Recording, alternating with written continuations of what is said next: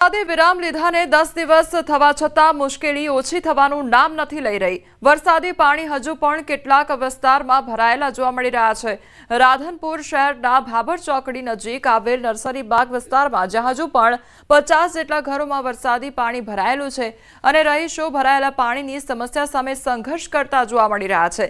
જ્યાં મુખ્ય માર્ગ પર કમર સુધી પાણી ભરાઈ રહેતા ત્યાંથી વૃદ્ધો અને બાળકોને પસાર થવા માટે મજબૂર બન્યા છે। રહીશો દ્વારા પ્લાસ્ટિકના પીપળાની હોડી બનાવીને તેના પર વૃદ્ધો અને બાળકોને બેસાડીને માર્ગ પસાર કરાવી રહ્યા છે, પરંતુ તેમ છતાં રાધનપુર પાલિકાના તંત્ર દ્વારા પાણી નિકાલની કોઈ જ વ્યવસ્થા કરવામાં આવી નથી।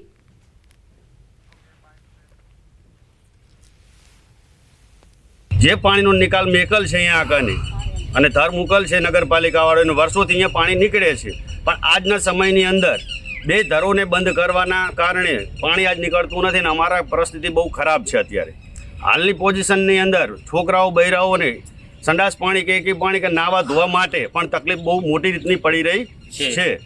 અમારે નગરપાલિકામાં અમે કેદવાના કહેરા છીએ 10 તાળાનું પાણી અમારા ઘરમાં આવી ગયું છે અને જ્યાં પાણી નિકાલ છે જ્યાં પાણીનો નિકાલ થાય ત્યાં કરવો પડે। સાહેબ અમારું કંઈક તો અરજ સાંભળો। અમારા ઘરમાં પાણી બહુ ભરાઈ ગયું છે, કોઈ સરકાર સાંભળતું નથી। નગરપાલિકા અમે રાડ કરીને જઈએ છીએ તો કોઈ નથી સાંભળતું। અમારે નાના નાના છોકરા હે, મારે 6 છોકરીઓ નાની છે, બીજો એક છોકરો છે, 7 છોકરા હે। અમે કેટલી વારના નગરપાલિકામાં આવ્યા પણ અમારું કોઈ નથી સાંભળતા।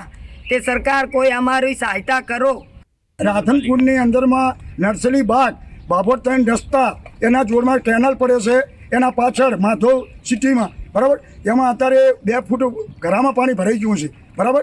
અમારી કોઈ વિનંતી છે કોઈ સાંભળતું નથી નગરપાલિકાવાળા, અને અમારી સાહ સાકર કોઈ આપતા નથી બરાબર। તે અમારી સાહ સાકર આપો અને લઈ કરી અને કંઈક તમે જોવા આવો, કંઈક તપાસ કરો કે આ કેટલે પાણીમાં બેઠા છીએ બરાબર ભાઈ। તે અમારી નગરપાલિકાને વિનંતી છે, જાય છીએ તો કોઈ સાંભળતા નથી।